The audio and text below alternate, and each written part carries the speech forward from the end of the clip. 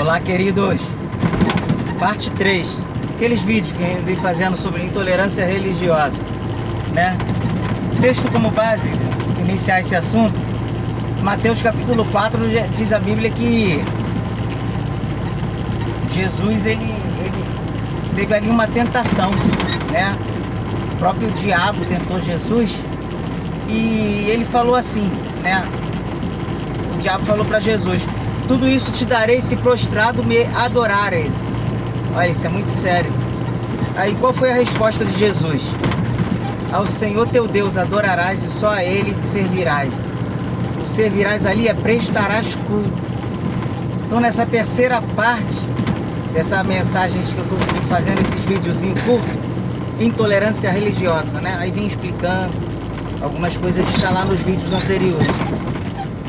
Adorarás ao Senhor teu Deus e só a Ele servirás, prestarás culto, né? Então eu deixo uma pergunta: qual Deus que nós estamos adorando, servindo e prestando culto para Ele? Isso é muito sério. É porque a Bíblia vem explicando, a palavra de Deus, que existe somente um único Deus e é o verdadeiro Deus. Que Deus é esse? É o Deus que nos criou e nos formou, nos soprou nas narinas o fôlego de vida, né? Que tem o poder de dar a vida, que tem o poder de tirar a vida. Então isso é muito sério. Dependendo do Deus que nós estamos prestando o culto, isso aí vai definir o nosso destino, né? Sobre céu e sobre inferno. No Salmo 9 diz sobre inferno. Então inferno é uma coisa verdadeira, existente e bíblica. O que diz ali, Salmo 9? Um dos versículos: que os ímpios serão lançados no inferno e todas as gentes ou nações, né, que se esquecem de Deus. Que Deus é esse? É o Deus verdadeiro. Então precisamos ter muito cuidado. Qual o Deus que nós estamos servindo? Ah, mas eu aprendi com os meus pais, com os meus antepassados, é de tal nação, é disso, aquilo outro, é crença. Aí alguns vão dizer o mimimi da intolerância religiosa, mas não. Olha o que Tiago disse. Tiago diz que se alguém converter alguém do erro, ele cobrirá uma multidão de pecados e livrará uma alma do inferno, né? Então isso é muito, muito sério. É por isso que você vê aí os evangélicos, cristãos, que para alguns estão incomodando, eles estão ali fazendo um serviço para Deus, que Jesus deixou nos evangelhos: ide por todo mundo, pregai o meu evangelho a toda criatura, né? Que vai ser esse evangelho que vai fazer com que a pessoa conheça a verdade, se aproxime do Deus verdadeiro, né? Então não é intolerância religiosa, é um mandamento de Deus que as pessoas estão fazendo, de levar o evangelho, levar a mensagem, né? Então qual o Deus que nós estamos prestando culto? Ah, isso não é da tua conta. Eu vim aqui para te dizer que existe um Deus verdadeiro, né? Então o apóstolo Paulo, em Atos, ele chega num lugar que existia-se vários altares ali, né? Já na época de Paulo, no primeiro século, né? Um dos primeiros séculos depois de Cristo. Ele chegou num lugar onde existia vários altares, mas existia um escrito: ao Deus desconhecido.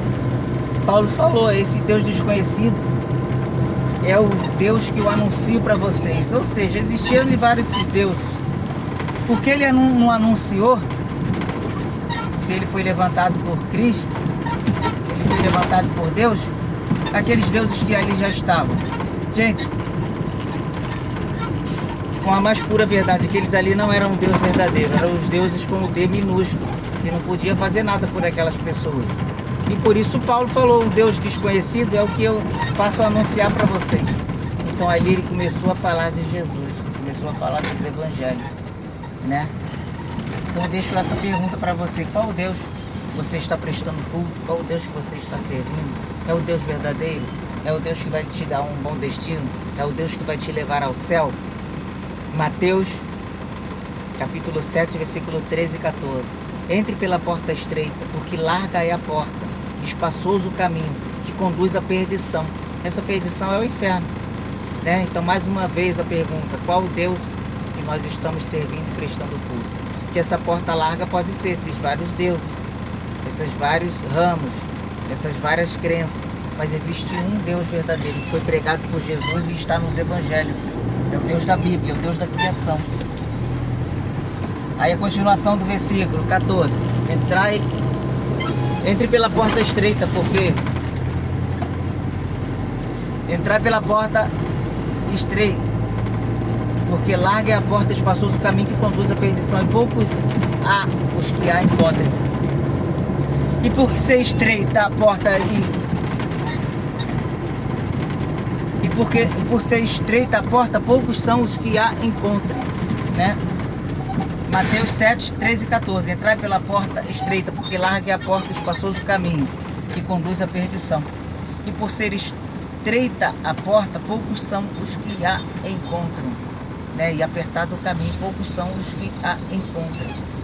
Então é esse caminho que às vezes as pessoas acham dificultoso, embaraçoso, mas com a ajuda de Jesus, ele disse que o jugo dele é suave, o seu fardo é leve, né? Terminando, Mateus 11, 28. Vinde a mim todos vós que estão cansados, sobrecarregados e oprimidos. Tome sobre vós o meu jugo, aprendei de mim que sou manso, humilde de coração, e encontrareis descanso para a vossa alma, porque o meu jugo é suave e o meu fardo é leve.